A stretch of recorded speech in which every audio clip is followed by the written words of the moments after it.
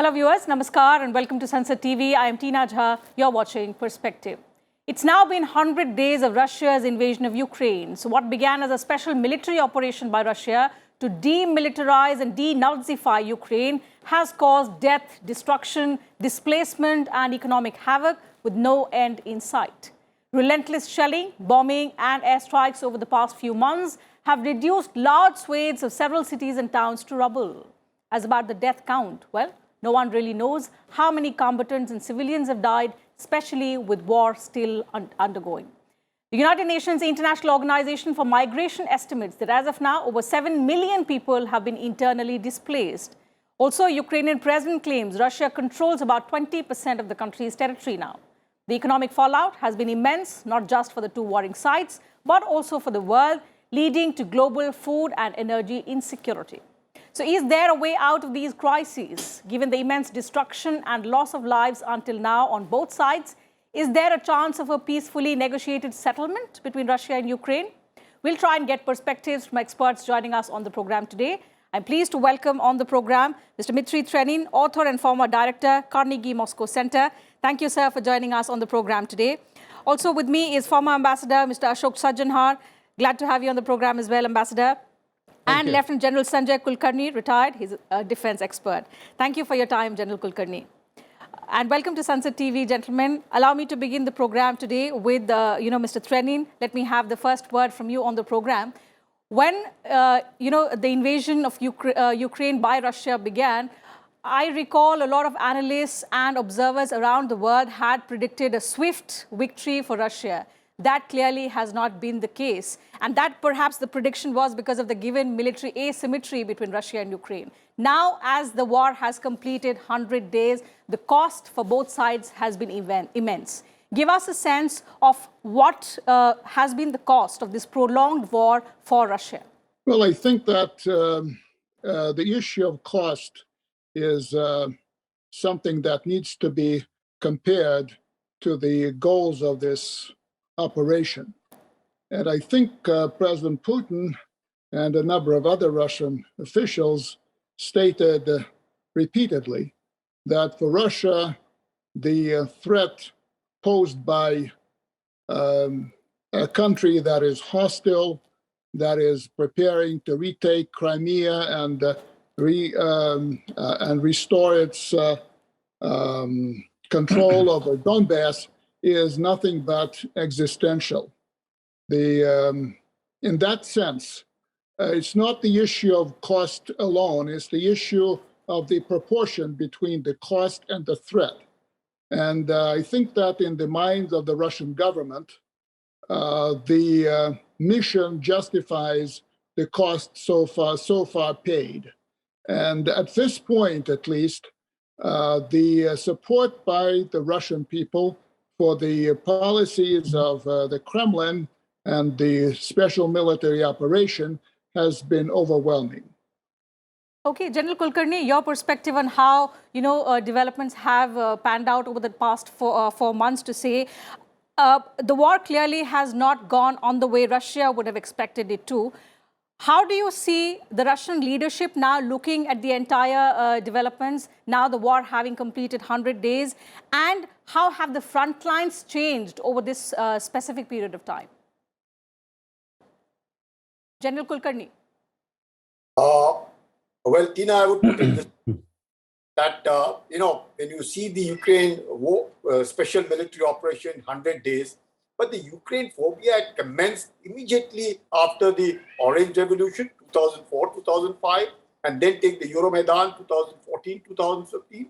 And of course, when the Russians took over Crimea from Ukraine around the same time, and the thing which is going on, Minsk 1, Minsk 2, and the operation. So Russians have been in Ukraine, and especially in the eastern Ukraine and also the southern Ukraine for a very, very long time. The Ukrainians have been fighting for it, and the Russians have been wanting to exert and see to it that we're there.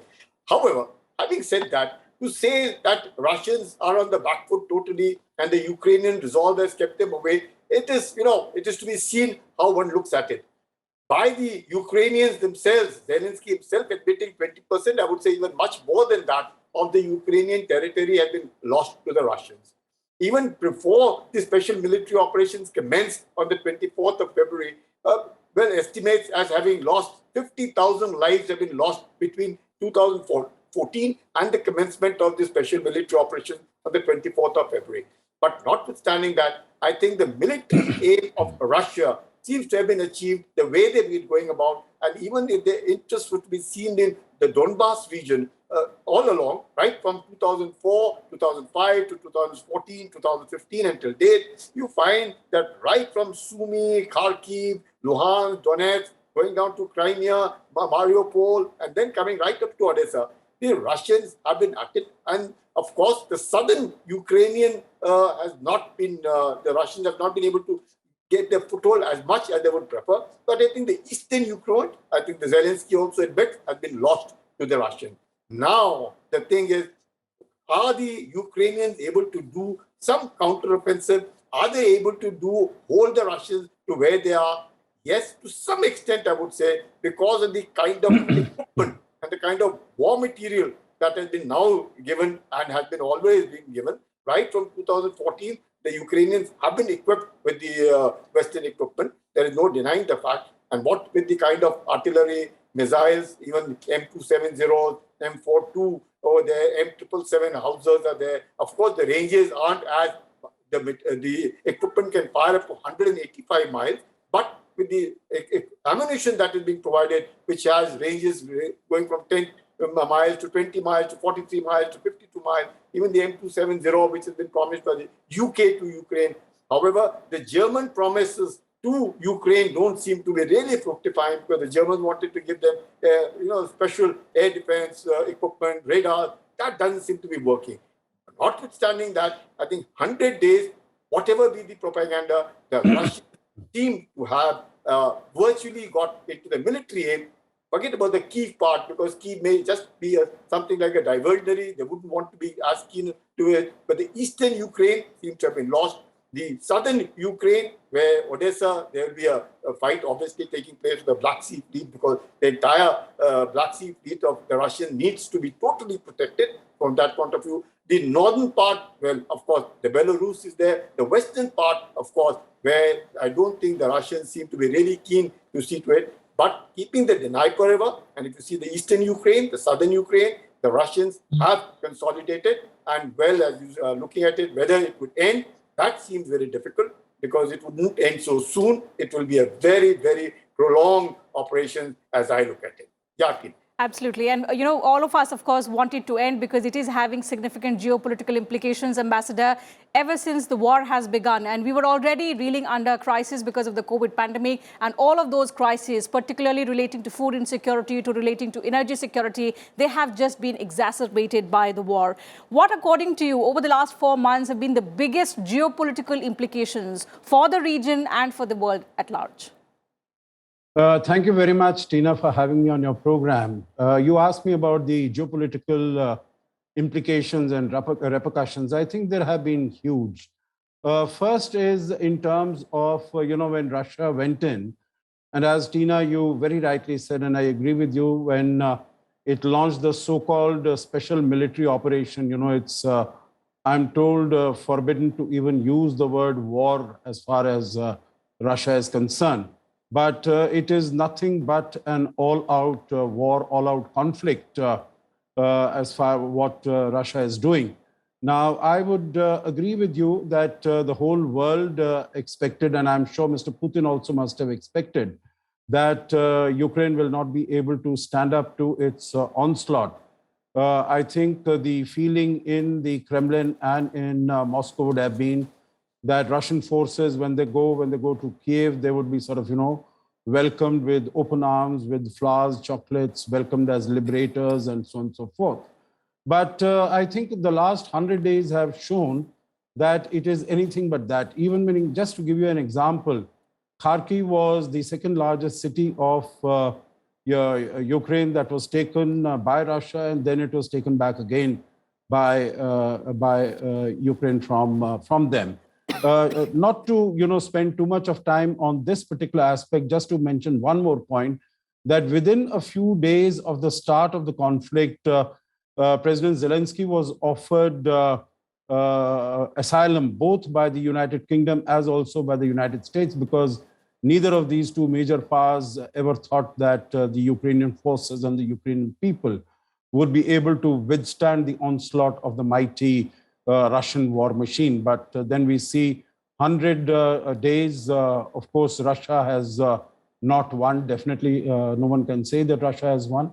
And Ukraine has not lost. My feeling is that Russia could have achieved what it has done now and much more through talks, through negotiations. It really, on the 24th of February, when it decided to launch this conflict, it really lost the war, because if the idea was not to have a country adjoining it belonging to NATO, you see that Finland has decided to join, put in its application for NATO membership. Sweden, which had not both these countries had remained neutral for the last 75 years. And even Denmark, which had in 2000 decided that they would not have very strong relations with Europe as far as the European security and defense policy is concerned, by a referendum on the 1st of June, they have also decided that they are going to be having much more active relations with Europe. Now, as far as the geopolitical implications are concerned, I think Russia has been very seriously diminished and damaged as a result of this conflict. And I think and I'm not talking only about economically. Economically, of course, it has suffered a huge backlash, huge pushback. And, there might be, it might say that the ruble at one time was 80, now it is even stronger, but I don't think that is an indicator of the strength of the economy. So the economy is definitely going to go down.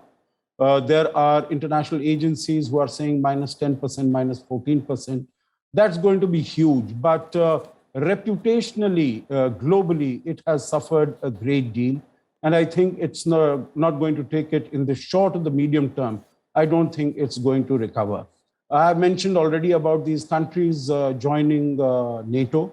It has unified the NATO like never before. It has unified the European Union like never before. So I think Russia has been able to do exactly the opposite what it had sought to when it had started this particular conflict. Okay, and of course, as you mentioned, till when will that unified stance hold on to, considering Europe's dependence on Russia? Is something that I'll come back to you, Ambassador, to understand. But let me take across your point on Russia now, having lost a lot of prestige globally, it being diminished and damaged because of the way not just the war has panned out, but also because of the sanctions, the horde of sanctions that have been imposed on the country. Mr. Trenin, your perspective on how has the Russian leadership been looking at all of these developments, the sanctions, particularly, of course, the result of the war, and in the face of the resistance that it has met in Ukraine, it would have expected, in terms of its supremacy that it had, in terms of militarily aspect, it would have expected the war to end within a week or so. It's been 100 days. Of course, the results have not been accordingly. Now, what we are seeing is Russia has consolidated in the eastern region. Over 20% of the land is under its control.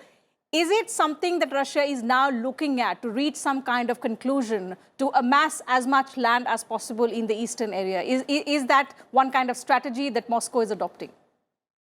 Well, first of all, it's too early to call it a day.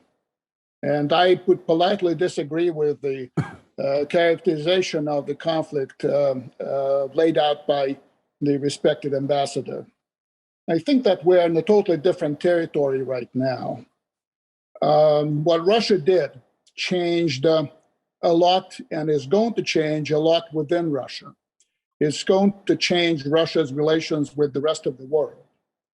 I'm not persuaded that the sanctions imposed on Russia are likely to, quote unquote, diminish Russia.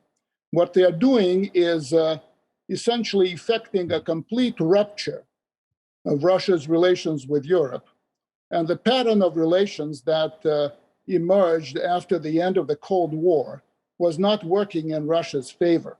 Russia essentially was reduced to being a raw materials provider to the countries east and west. And what Russia will have to be doing right now is looking at itself, changing its economic model, changing its social and political model, and doing something that it was unable to do in the previous regime, if you like. The Russian Federation we've known since 1991 is done. It's over. There's a new period looming on the horizon. We'll see what it will be, but it will certainly be different. With regard to the prosecution of the war, I would say that Russia has been fighting that war with at least one hand tied behind its back. Russia did not subject any of the cities of Ukraine to the sort of bombardment that normally precedes any military operation in the 21st century. Look at what the United States was doing to Belgrade, what the United States was doing to Baghdad. Russia was not doing these things, and Russia will probably not do these things, although we don't know for sure. I think that there were certainly mistakes in the planning. It appears to be. I don't know what the actual plan was. What the West was expecting is not necessarily what the General Staff of the Russian Armed Forces was planning.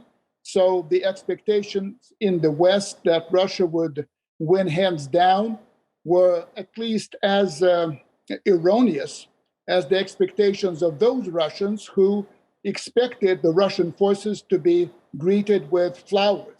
That was the expectation in the West. The embassies, all the embassies fled Kiev with the first shot, or even before the first shots of the war were fired. I think that what we are going to see is a continuous battle in which essentially the Russophone regions of Ukraine are coming under Russian control. This is whether it will be. I think it's being consolidated. That control is consolidated in the areas that Russia occupies right now. We don't know what the future holds out. Certainly, the United States and its allies are helping Ukraine with a lot of weaponry, and that weaponry is getting ever more sophisticated, ever heavier, if you like. But that paves the way to a potential direct collision between the United States and Russia. This is actually the biggest danger of this crisis, the danger of a direct collision between U.S. and Russian forces. The U.S. supplied weapons are killing Russian soldiers on the battlefield. The U.S. supplied intelligence was responsible for the sinking of the flagship of the Black Sea Russian fleet. And these things are unlikely to be taken lightly or easily by the Russians. So at some point, we may be getting to, as I said, to something which might lead to a collision between the U.S. and Russian forces. Okay, Mr. I do not see another aspect here is that, okay, the war has been going on and we don't know what the future holds, but the fact that it has exacerbated crises, especially like food insecurity in countries, there are at least 45 countries staring at massive food insecurity, and because of the war today, energy prices are skyrocketing. So does Russia have a solution? Because the countries that are now suffering have no stake in the war, which has been going on for months. I take your point, but let me address the issue. I think that to a large degree, the issue is the sanctions regime that has essentially made it very difficult for Russia to export its grain using Russian ships and particularly using Russian ships. With regard to the Ukrainian grain, as you know, the harbor of Odessa and the sea area around Odessa has been mined by the Ukrainian Navy. And Russia is open to allow the passing of the grain laden vessels from Odessa to the global market. But for Ukraine, this very situation is advantageous in terms of in terms of the information campaign that Ukraine is waging. So basically, they feel protected by the fact that there are foreign vessels amassed in the port of Odessa, and they are not able to move, and this is being blamed on the Russians. Okay.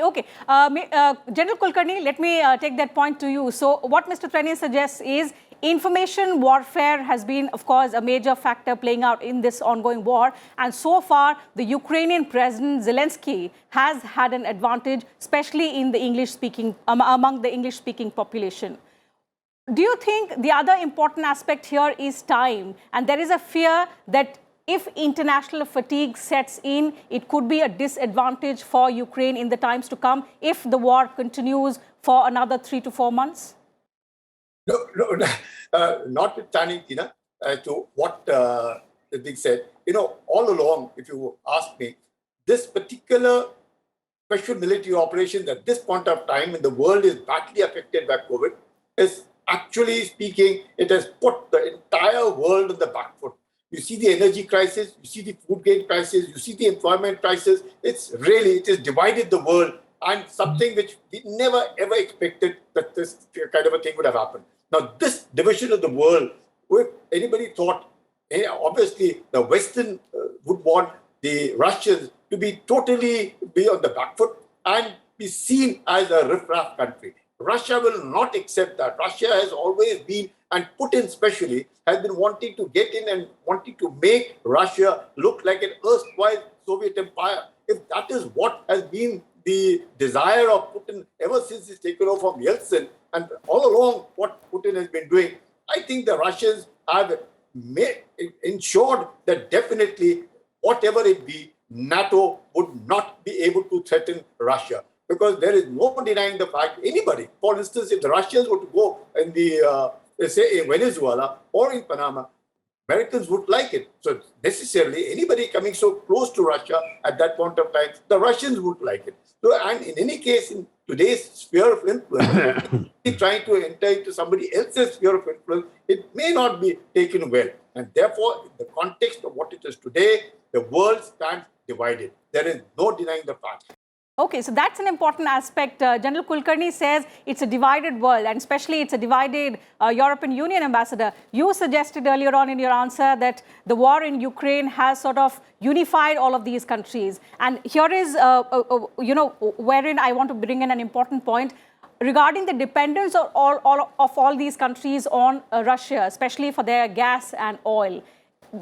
Right now, it's the summer months, but when the winter sets in, will this dependence on Russian natural gas and oil also, have differences on the kind of responses that we will see from the Western countries? No, you're very right. And I think, this was to be expected, but the sort of unity that has come in, I think that has been totally unprecedented because before that, there was hardly any unity between these countries. All of them, of course, are pursuing their own national interests, their own personal interests, which they will continue to do. But I think there is a very huge push that is going, that they have to come together, and their over-dependence that has, over the last 8-9 years, as far as particularly Germany is concerned, after Fukushima in 2011, it decided to go off the nuclear, off nuclear energy and stop constructing any nuclear reactors. So it became very heavily dependent on Russia for oil and gas. But as they start, I'm sure they will start weaning themselves away. There will be both a mix of realpolitik as well as the ideology that they need to be together and they need to sort of push back against Russia. And I don't think that there is going to be, there might be temporary problems, there might be temporary difficulties. Yes, there will be, but the way that these countries have come together and the way they are standing together, you are right, you mentioned about Hungary and about Slovakia, but so many of the other countries, for instance, as far as Poland is concerned, Bulgaria is concerned, when they said that they are not willing to pay in rubles, Russia stopped supplying oil and gas to them. They've been able to manage that very beautifully. As far as Finland is concerned, Russia has stopped supplying electricity or gas, and they are able to manage it. We'll have to, of course, wait and see what happens as far as the winter is concerned. But absolutely, I think the real test will be with the onset of the winter, as we all know. But one final question from you, Mr. Trenin. Given the intense fighting, the loss of lives, also the loss of prestige for both Russia and Ukraine, because there have been failures from both sides. Given all of these aspects, could there be a peacefully negotiated settlement? Is Moscow willing to do that in the near future? Well, I think we have to be realistic on that. I do not believe there will be a negotiated settlement. What I think will happen is at some point, active fighting will stop along a line that will be drawn somewhere in Ukraine. And there may not be even a formal ceasefire. But I do not think that the Ukrainian government is regarded now in the Kremlin as an authentic, responsible government. It's seen as a puppet of the United States, which I think it is in many ways.